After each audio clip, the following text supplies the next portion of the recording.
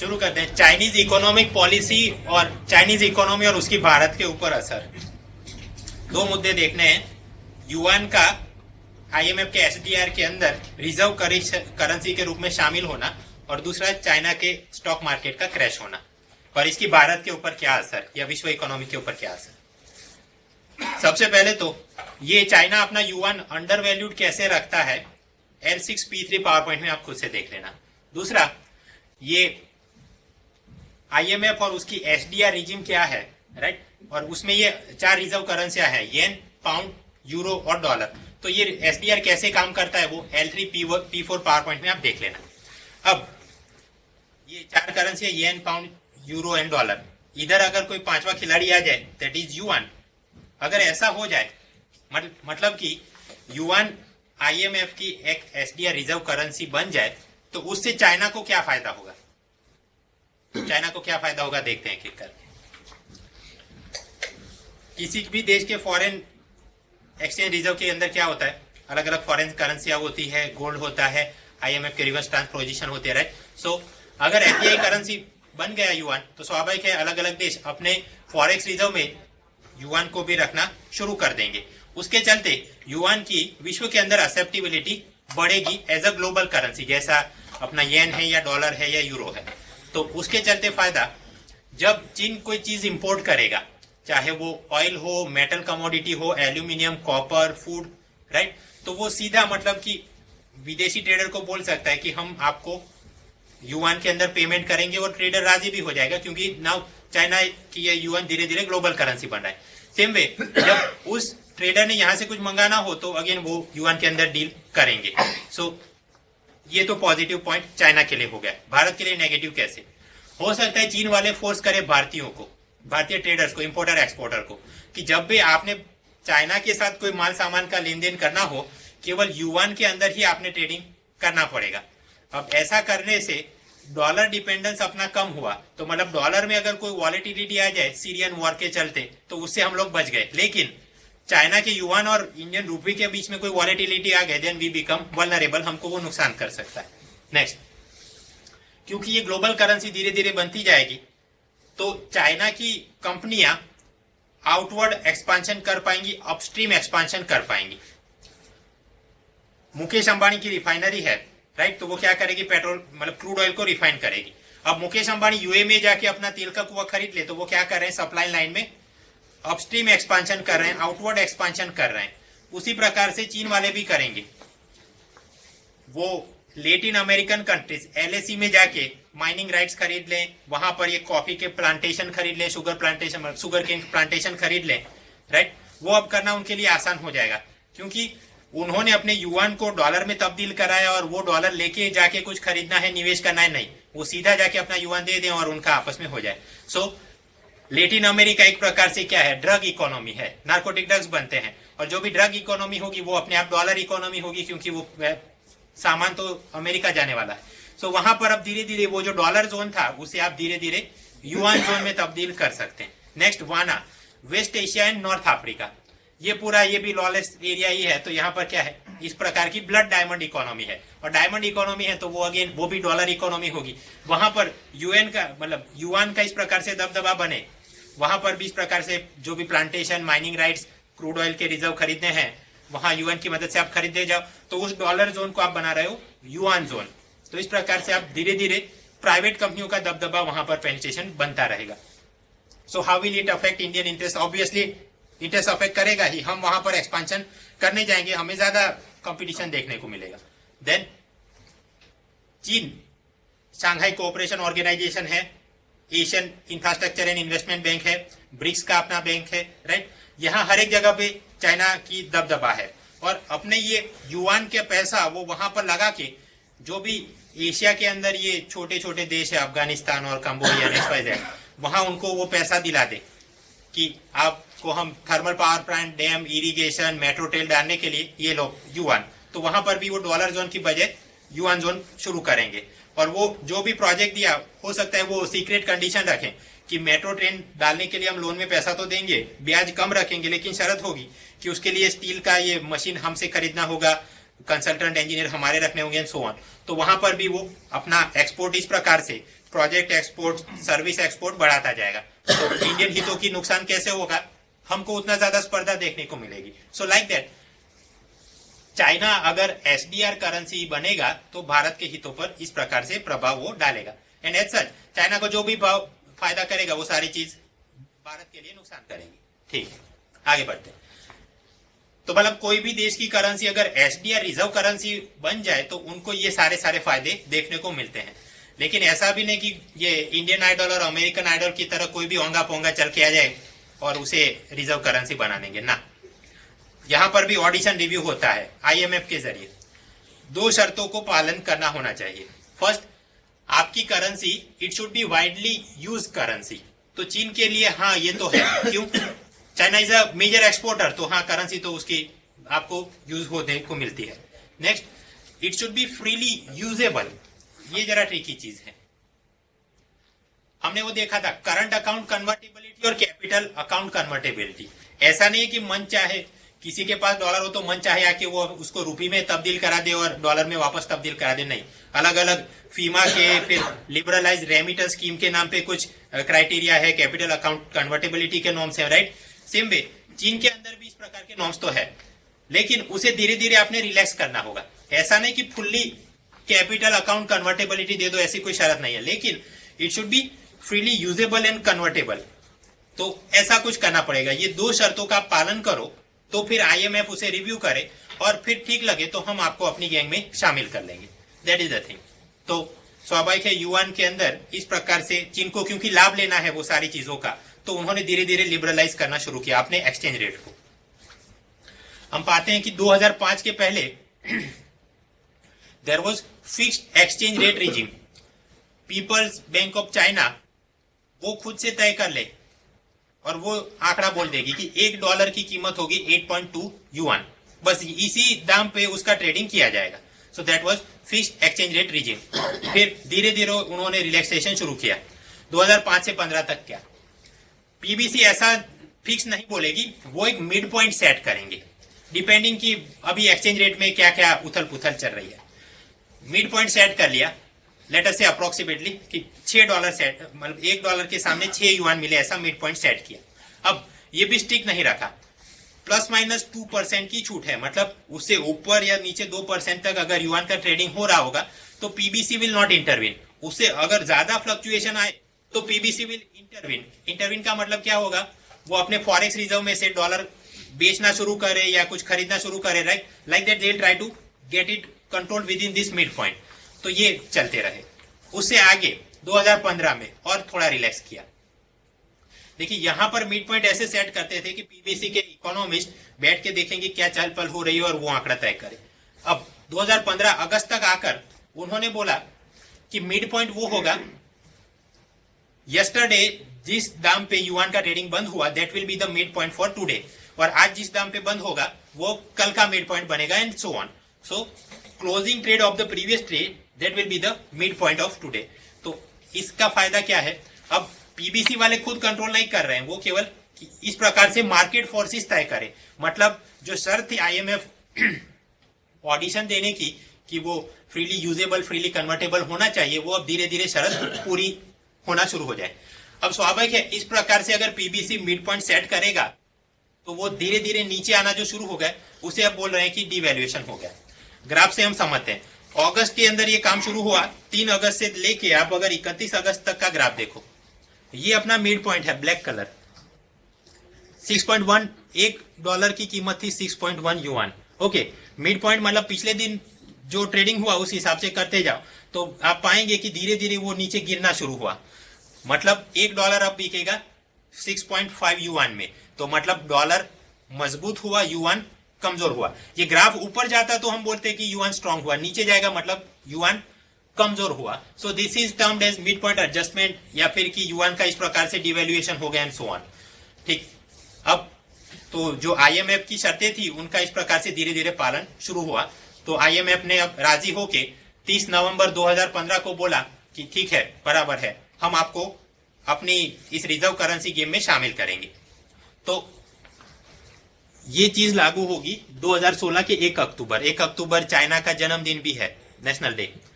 अब तक सिस्टम क्या था, 4 करेंसी थी, ओके, डॉलर, यूरो, येन और पाउंड। इनका इस प्रकार से वेट था एसडीआर बास्केट में और 100% वेट हो जाएगा। अब 2016 के 1 अक्टूबर से क्या हुआ, एक और नई करेंसी चाइनीज युआन, रेनमिन शामिल हो गए। तो मतलब अब एसडीआर के अंदर सबसे ज्यादा वेट है डॉलर का, उससे थोड़ा कम यूरो का, फिर ये आरएमबी का, देन येन और पाउंड, और कुल मिला के हो जाएगा 100%। सो दिस इज वन थिंग। अब वैसे तो ये आईएमएफ वालों ने 30 नवंबर को, आपने ये न्यूज में देखा होगा, या 1 दिसंबर को, लेकिन ये पूरी चर्चा और रिफॉर्म्स तो चल रहे थे अगस्त और उससे पहले से ही। तो ओके कि मतलब मेंस का पेपर तो सेट हो ही गया होगा, बट ऐसा नहीं है कि नवंबर के बाद का ये मुद्दा है तो नहीं पूछेंगे, वो पहले से चला था, हो सकता है परेशान करने। तो एक आईएमएफ के अंदर करेंसी बास्केट के अंदर जो रिफॉर्म लेना था, तो एक रिफॉर्म ये लिया गया। नेक्स्ट, आईएमएफ कोटा के अंदर कुछ रिफॉर्म होना चाहिए, तो L3P4 के अंदर आप वो पावर पॉइंट में इसकी चर्चा हम कर चुके हैं। सो मे बी सीधे रूप से अगर ना पूछे तो इनडायरेक्टली पूछ सकते हैं आईएमएफ के अंदर ये करेंसी रिफॉर्म में क्या हो सकता है। स्पेक्युलेटिव सवाल भी पूछे जा सकते हैं कि यदि भारत की इंडियन रूपी को इस बास्केट में शामिल कर ले तो भारत को क्या फायदे हो सकते हैं। वही जो हमने युआन में समझ लिए कि सभी देश उसे यूज करें, हम इंपोर्ट में कोर्स कर सके, राइट, वाना एंड लेटिन अमेरिका में हम जा सके, और फिर इन्हीं सब एससीओ एआईबी वगैरह की मदद से हम किसी को खैरात में पैसा दे, हमारा दबदबा बने, सो ऑन, वही मुद्दे हम यूज कर सकते हैं। अब आगे बात, चाइनीज मॉनेटरी और एक्सचेंज रेट पॉलिसी का विश्व इकोनॉमी और भारत के ऊपर क्या असर पड़ा, स्पेशली इन दिस 2015 पीरियड। हम पाते हैं कि जब आंकड़े बाहर आए, चाइना का जीडीपी ग्रोथ लेस देन 7% पाया गया फॉर द, मतलब 2015 में जो नए आंकड़े आए, तो ये पिछले 6 सालों में सबसे कम है। स्वाभाविक है चीन टेंशन में आ जाएगा और वापस जीडीपी को पुनर्जीवित करने के लिए क्या करना पड़ेगा, युआन की लिक्विडिटी बढ़ाओ, सस्ते में युआन नीचे मिल जाए, बिजनेसमैन उसे बोरो करे और फिर बिजनेस का एक्सपांशन हो, जनता लोन ले, कुछ चीजें खरीदना शुरू करे, राइट। तो मॉनेटरी पॉलिसी में क्या सुधार करना चाहिए, डियर मनी पॉलिसी होनी चाहिए या चीप मनी पॉलिसी होनी चाहिए, चीप मनी पॉलिसी, राइट। तो पीपल्स बैंक ऑफ चाइना ने अपना, जैसे भारत में रेपो रेट है उनका लैंडिंग रेट है, भारत के अंदर कैश रिजर्व रेशियो है, उनका है रिजर्व रिक्वायरमेंट रेशियो, तो इनको उन्होंने नीचे कर दिया, राइट। और at the same time yuan का भी मिड पॉइंट डिवेल्युएशन हो रहा था, हमने देखा 2015 अगस्त में। तो स्वाभाविक है युआन की लिक्विडिटी बढ़ेगी डॉलर के सामने, वो मतलब ये कमजोर हो जाएगा और डॉलर मजबूत हो जाएगा। मजबूत कमजोर में आप समझो, जो चीज विपुल मात्रा में होती है उसकी वैल्यू कम होने लगती है, तो उसके सामने जो खड़ा है उसकी मजबूती बढ़ती जाएगी, ओके। तो स्ट्रॉन्ग डॉलर, उसका मतलब क्या, वीक युआन हो गया, तो चीन के एक्सपोर्टर्स को मजा है क्योंकि अमेरिकन अब उससे ज्यादा इंपोर्ट करेंगे, उन्हें ज्यादा सस्ता लगेगा। सेकंड थिंग, उसके जरिए हमको उल्टा भी सच है कि चाइना अगर कोई चीज बाहर से इंपोर्ट करना शुरू करे तो उनको महंगी लगेगी बिकॉज डॉलर इज एक्सपेंसिव, लेकिन वो भी उसे पॉजिटिव रूप में देखते हैं कि महंगा अगर इंपोर्टेड आइटम हो, कोई घड़ी महंगी होगी तो चाइनीज आदमी ये सोचेगा कि मैं चाइना का ही माल ले लेता हूं, so it will give a boost to the domestic manufacturing industry, और मेक इन चाइना को वो और प्रमोट करेंगे। और फ्यूचर में तो आप समझिए कि जब ग्लोबली एक्सेप्टेड करेंसी बन जाएगी तो ऐसा नहीं होगा कि वो सीधा ही युआन के अंदर ट्रेडिंग करेंगे, तो फिर डॉलर में तब्दील ही कब कराना है, सीधा युआन के अंदर ही करेंसी में इंपोर्ट एक्सपोर्ट कर सकते, तब ये टेंशन आने वाला नहीं था, ठीक। आगे बात, युआन में क्या हुआ, it has become cheaper and more liquid. Cheaper किस अनुसंधान में, दूसरे एक्सचेंज रेट के अनुसंधान में, और लिक्विड किस हिसाब से, मॉनेटरी पॉलिसी के हिसाब से। तो स्वाभाविक है इसका भारत के अंदर भी प्रकोप दिखेगा कि वहां से जो भी इलेक्ट्रॉनिक्स और दूसरी टॉयज एंड अदर आइटम्स आ रही है वो पहले से ज्यादा आएंगी, चाइनीज गुड्स, स्टील, ह्यूआई स्मार्टफोन्स या लिनोवो लैपटॉप्स। इसके चलते भारत का अभी जो ट्रेड डेफिसिट है उसका 25% तो चीन के बदौलत है, अब वो और बढ़ जाएगा, तो हमको ये नुकसान करने वाला है। नेक्स्ट, युआन क्योंकि सस्ता हो गया, डॉलर क्योंकि स्ट्रांग हो गया, तो स्वाभाविक है यहां से एक्सपोर्ट बढ़ेंगे चाइना से। अब क्या उसके सामने इंडिया के अंदर के एक्सपोर्ट मार्केट में क्या होगा, आप देखिए टॉम क्रूज के पास 2 ऑप्शन है, वो चीन से लैपटॉप मंगाता या भारत से लैपटॉप मंगाता, लेकिन चीन में क्योंकि युआन और कमजोर हो गया और लिक्विडिटी उसकी बढ़ गई, तो चीन से मंगाना उसके लिए ज्यादा उपयुक्त है, पहली बात। दूसरा, अगस्त के अंदर चीन का स्टॉक मार्केट खड्डे में चला गया, तो उसका प्रयोजन यह हुआ कि FII फॉरेन इंस्टीट्यूशनल इन्वेस्टर वो चीन से भी भागने लगे, भारत से और दूसरी इमर्जिंग इकोनॉमी से भागने लगे। हम पाते हैं कि अगस्त 2015 में 2000 करोड़ से ज्यादा रुपए लेके ये FII वाले भारत से निकल गए।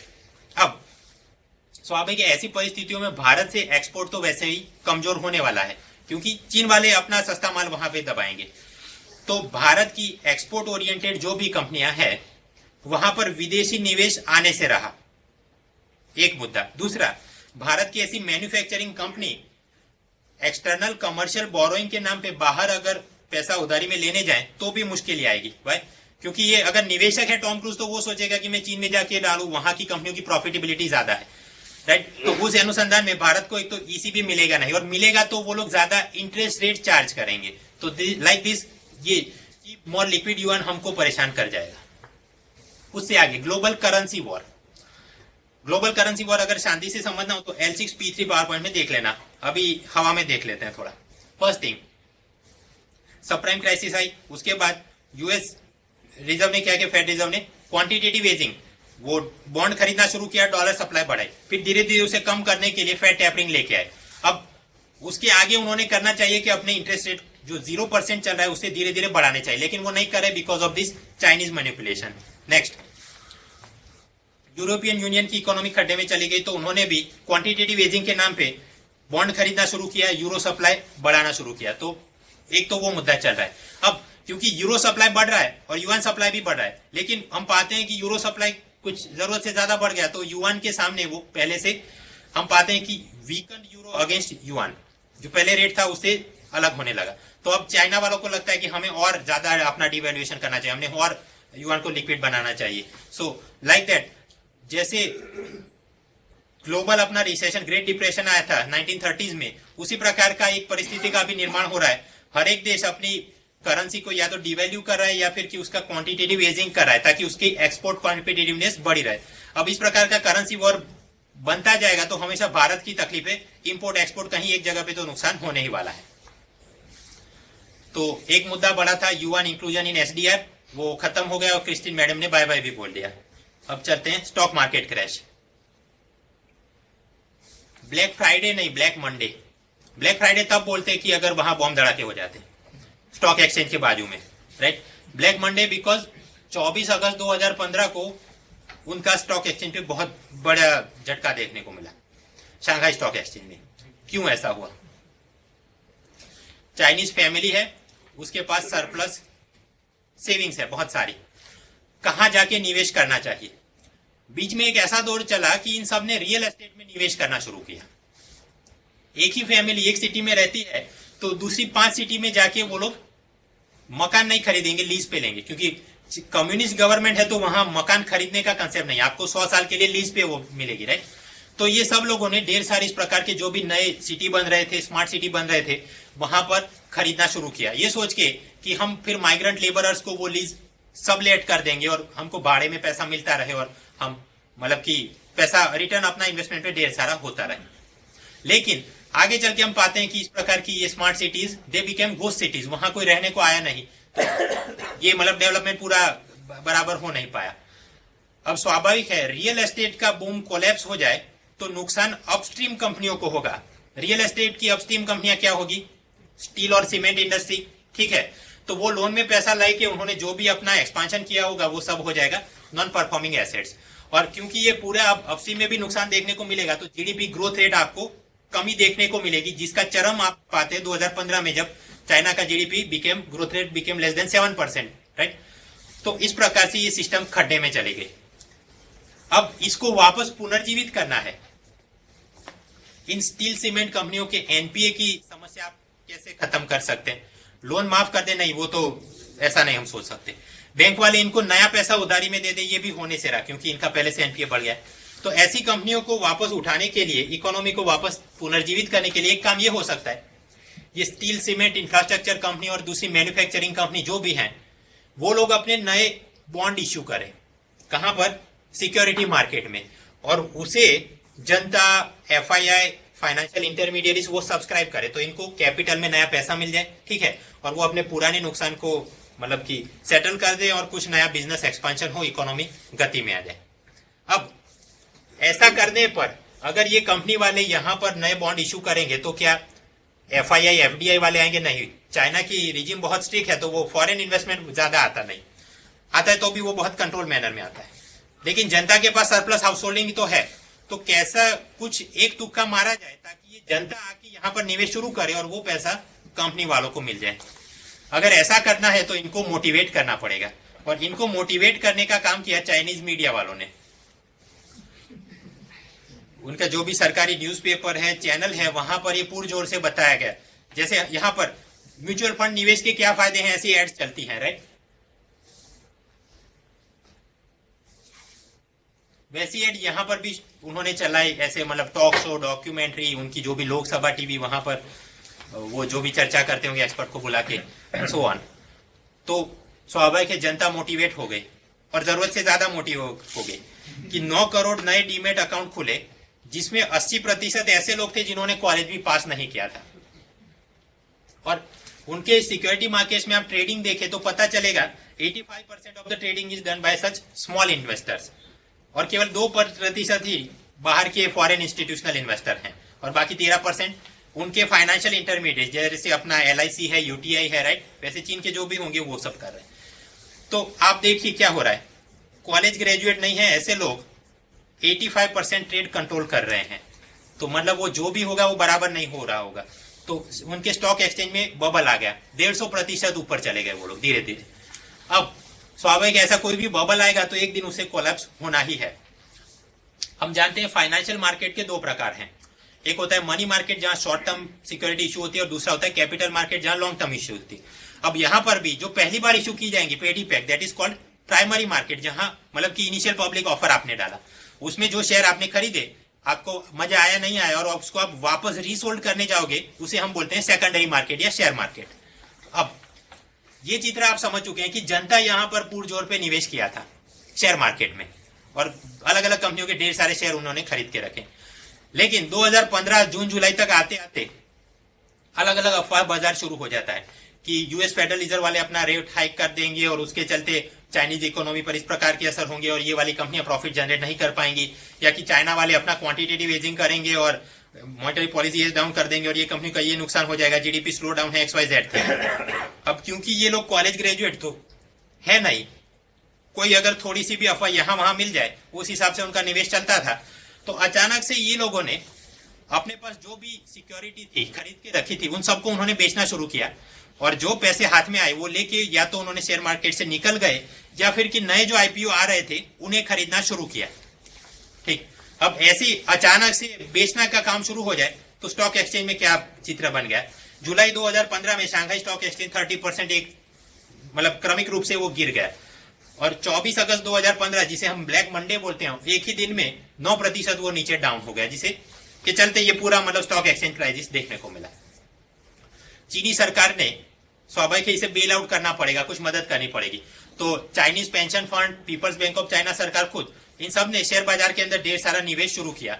कलेक्टिवली $1 ट्रिलियन से ज्यादा युआन डाला गया। अब स्वाभाविक है युआन की लिक्विडिटी और बढ़ी तो वो डॉलर के सामने और कमजोर होगा। लाइक दैट अब आप मुद्दे जोड़ सकते हैं कि इंडिया को इनडायरेक्टली वो कैसे इंपैक्ट किया होगा। और भी टेक्निकल रिफॉर्म्स लिए गए, ये इंटरव्यू के वक्त आप पढ़ लेना, वो वहां सवाल पूछ सकते हैं, यहाँ अपने लिए काम करना। अपने लिए काम की ये चीज है कि how does this policy has affected India.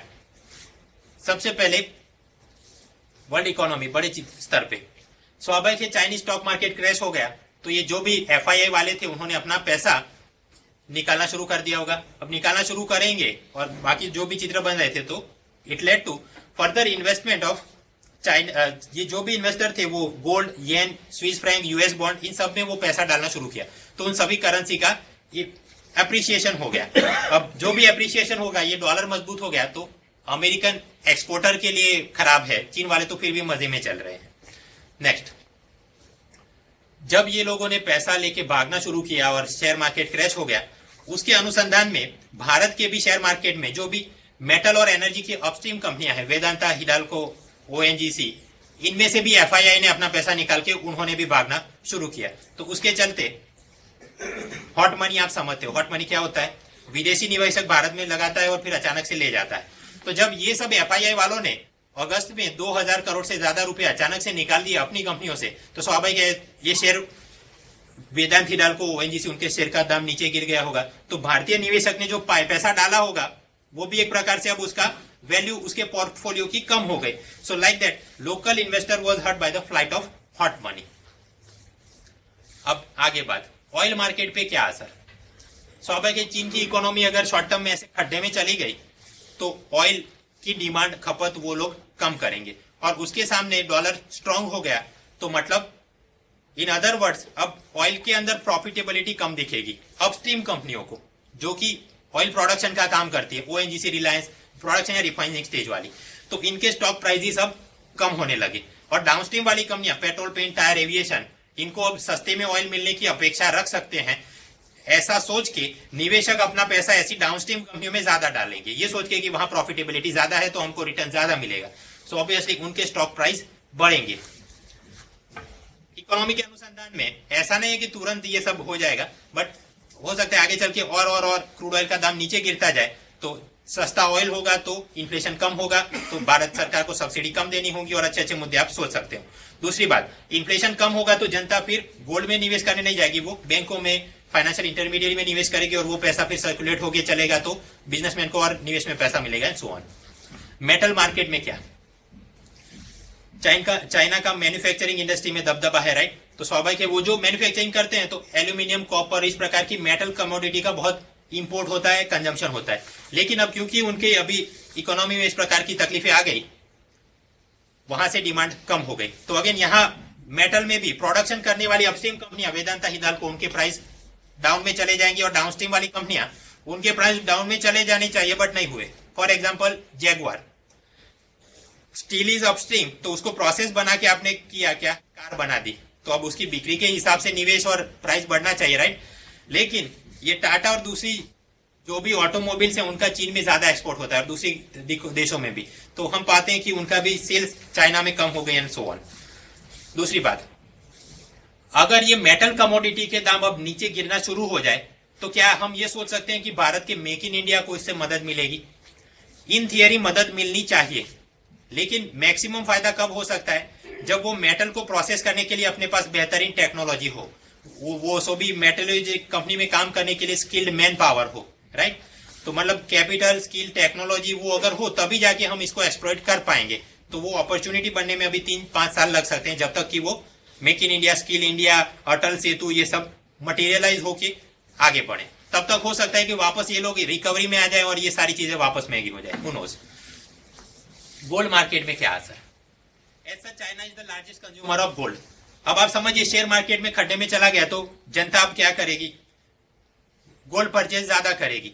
तो धीरे धीरे, अभी तो नहीं हुआ बट हम अपेक्षा रख सकते हैं कि सोने की इस प्रकार से डिमांड बढ़ेगी तो उसके प्राइस बढ़ेंगे, और सोने का प्राइस बढ़ेगा तो करंट अकाउंट डेफिसिट भारत के लिए बढ़ेगी, और सीडी बढ़ती हो तो कैसे वो बैलेंस ऑफ पेमेंट क्राइसिस तक पहुंचा सकती है, और सारे मुद्दे आप जानते हैं। सरकार को भी ये पता है कि गोल्ड की खपत कम करानी है, तो sovereign gold bond scheme, gold monetisation scheme, वो सारी चीज वो लेके आए। L6P1 पावर पॉइंट में आप आराम से देख लेना। आगे बात, हमने देखा कि चीन का ये स्टॉक मार्केट खड्डे में चला गया और उसके चलते चाइनीज इकोनॉमी पे क्या खराब असर और पूरे विश्व पे और भारत पे क्या खराब असर। क्या भारत की भी ऐसा शेयर मार्केट में ऐसा कोई ब्लैक फ्राइडे हो सकता है क्या? No, it can not happen all thanks to this person, क्योंकि उसने पहले से ही ये हर्षद मेहता और केतन मारेक ने जो स्कैम किए उससे हमने मतलब कान पकड़ के उसी समय से लेट 90 से ही सेबी है या दूसरे जो भी रेगुलेटर्स बना के we have tighter surveillance over our security market, चाहे वो फ्यूचर हो, ऑप्शन हो, शेयर मार्केट हो, कमोडिटीज एंड सो ऑन। एक NSCL का वो लास्ट में करके गया, अब तो और टाइट हमने कंट्रोल कर दिया है। सो एक तो ये बात है कि हमारा रेगुलेटरी फ्रेमवर्क बहुत बढ़िया है। नेक्स्ट, चीन में हमने देखा चीनी सरकार, उनकी सरकारी बैंक और उनके पेंशन फंड ने $trillion they invested in the share market to bail out the companies. Bharat सरकार ऐसा नहीं करेगी, ऐसा नहीं करेगी, ये कंपनियों को भी पता है, उसके चलते वो ऐसी कोई गफलत नहीं करेंगे। नेक्स्ट, हमने देखा चाइना के अंदर ये नॉन ग्रेजुएट लोग निवेश कर रहे थे और थोड़ी जो भी अफवाह या टिप मिल गई, जैसे घोड़े के ऊपर दाव लगाते हैं कहीं सुनी बातों से, उस प्रकार से वो चल रहा था। भारत में ऐसा नहीं है। यहाँ इंडिविजुअल इन्वेस्टर तो है but he is more informed all thanks to this various channels and newspaper.